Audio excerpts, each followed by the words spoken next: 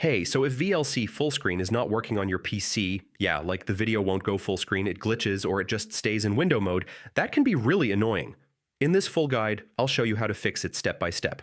First, try the full screen shortcut key. Sometimes it's just not triggering properly through the button.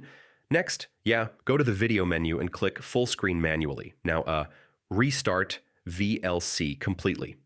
Temporary UI glitches can block full screen mode. Yeah, some interface settings can interfere with full screen. Try resetting or disabling custom skins. Now, switch the video output module in VLC settings, DirectX or OpenGL can fix full screen rendering issues. Yeah, hardware acceleration can sometimes break full screen mode. Try turning it off in settings.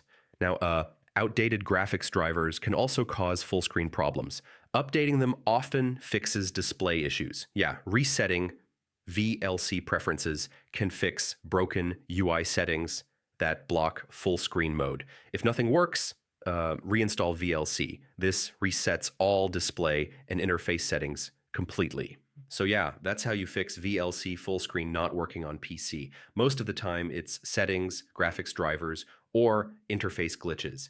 Try these steps and full screen should work normally again. Thanks for watching.